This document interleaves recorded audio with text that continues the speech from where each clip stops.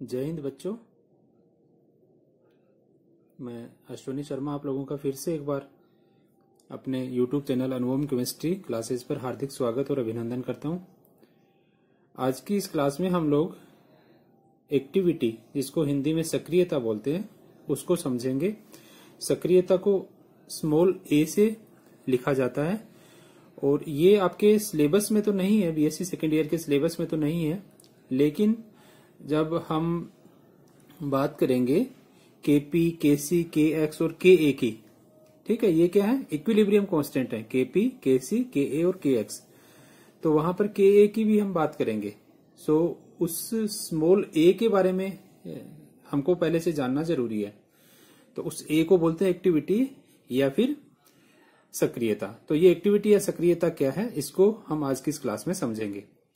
तो अभी तक हम लोगों ने बात की है केमिकल पोटेंशियल की, फ्यूगेसिटी की, गिब्स फ्री एनर्जी की, इनके रिलेशनशिप की और इक्विलिब्रियम कांस्टेंट की।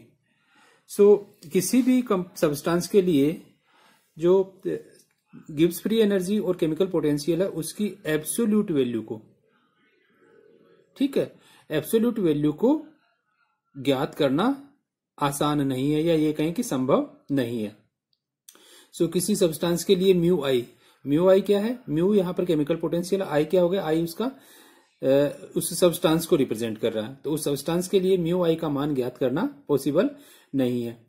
सो ये जो परेशानी थी, इस परेशानी को मतलब this difficulty has been overcome by referring all free energy और chemical potential measurement for any given substance to a standard reference point.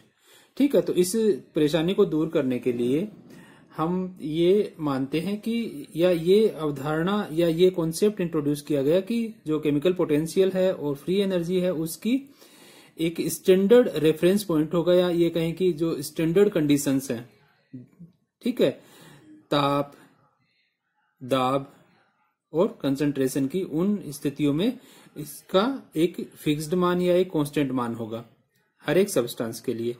सो चलिए हम शुरू करते हैं। Let mu I be the chemical potential of a substance I substance का chemical potential, रासायनिक विभव है, वो क्या है, म्यू आई है।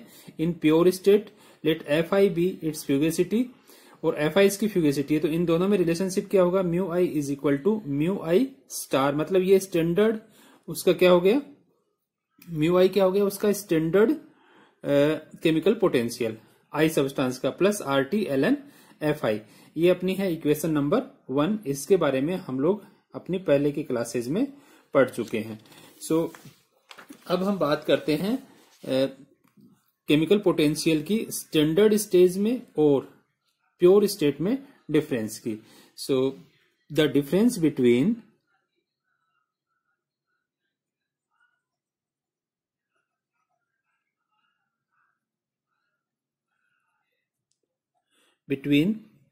the chemical potential of a substance I in pure state and in the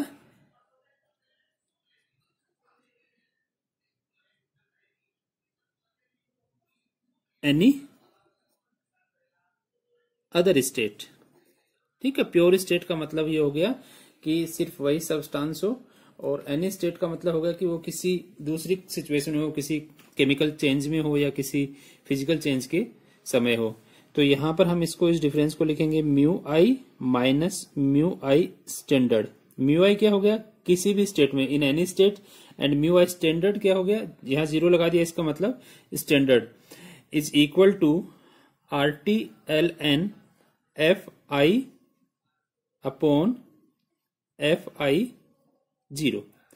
so FI क्या हो गया, FI है फ्यूगेसिटी इन एनी स्टेट, और FI स्टैंडर्ड हो गया उसकी स्टैंडर्ड सिचुएशन में फ्यूगेसिटी। इस इक्वेशन को हम इस टाइप से मॉडिफाई कर सकते हैं, mu i is equal to mu i nought plus RTLN FI upon F I nought. ये हो गई अपनी इक्वेशन नंबर 3। अब यहां पर हम क्या कर सकते हैं, एक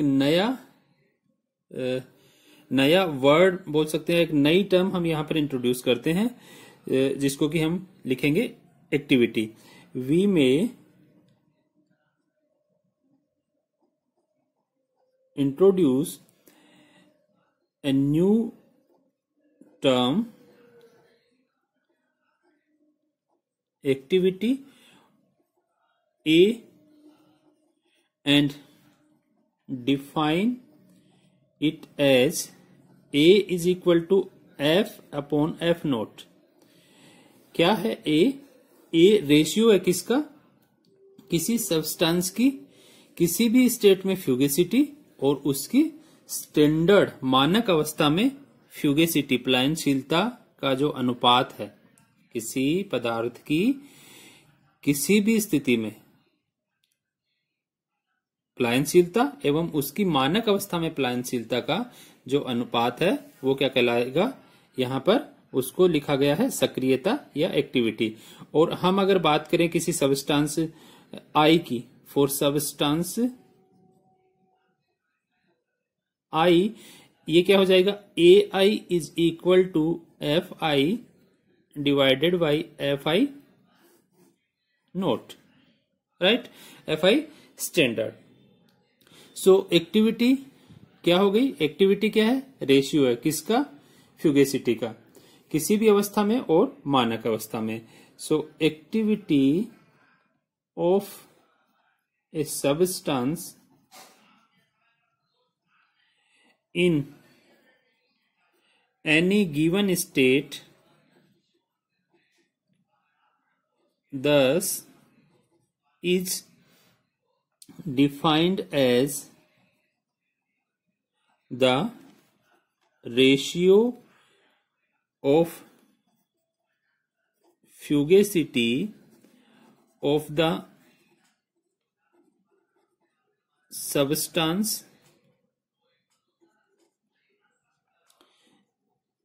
in that state to the fugacity of the same substance in the pure state। ठीक है, तो ये क्या है, अनुपात है। एक्टिविटी क्या है, सक्रियता क्या है, सक्रियता है, सक्रियता अनुपात है। किसका अनुपात है ये, सक्रियता किसका अनुपात है, सक्रियता अनुपात है प्लायनशीलता का।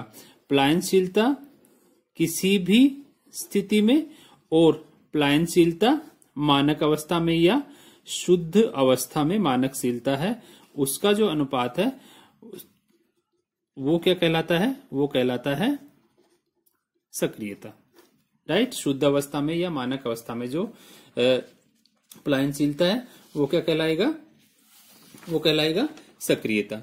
सो यहां पर अपनी जो इक्वेशन नंबर क्या लिखें इसको, हमने इक्वेशन नंबर इसको 3, इक्वेशन नंबर 3 को हम इस तरह से लिख सकते हैं।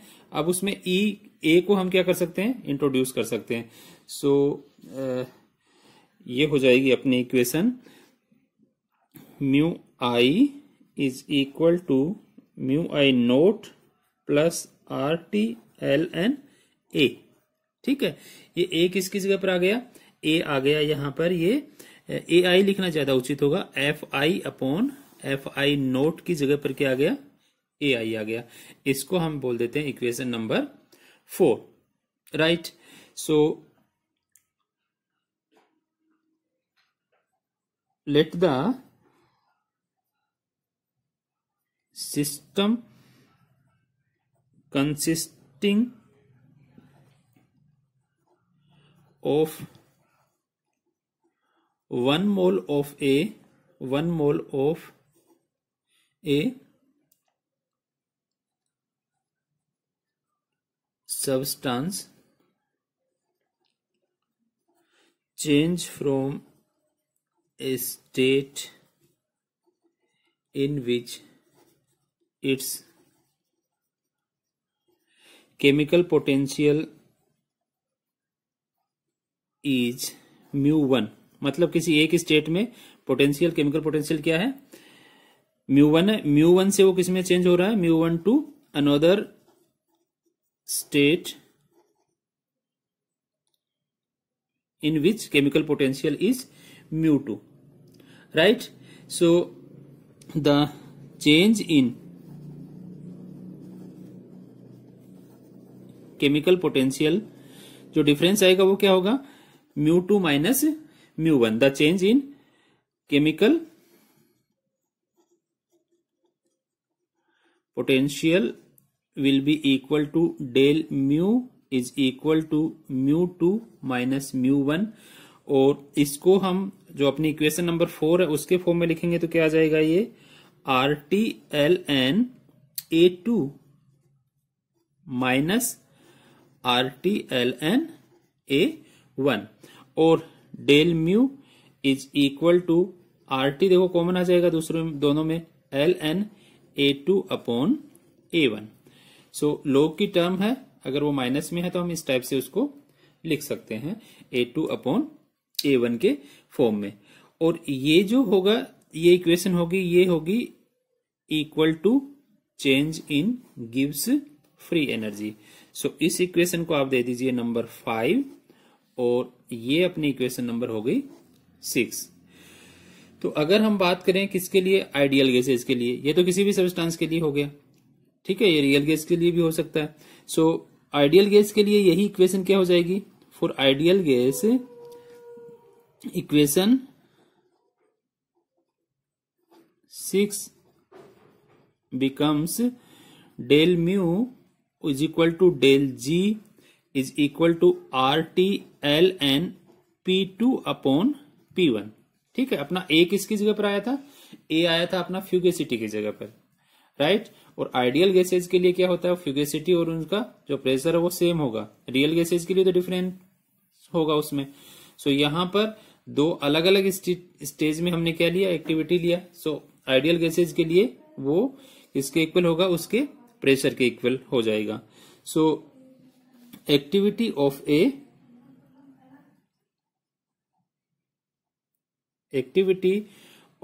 ए gas like fugacity serves as a thermodynamic counterpart of gas pressure। ठीक है, मतलब गैस प्रेशर का ही ये thermodynamic counter part of gas pressure. ठीक है, तो उस एक तरह से ये बोल सकते हैं कि जो उष्मागतिकीय टर्म है प्रेशर की, उसी को हमने किसके फॉर्म में, फ्यूगेसिटी या फिर एक्टिविटी के रूप में क्या किया है, इसको हमने लिखा है। सिमिलरली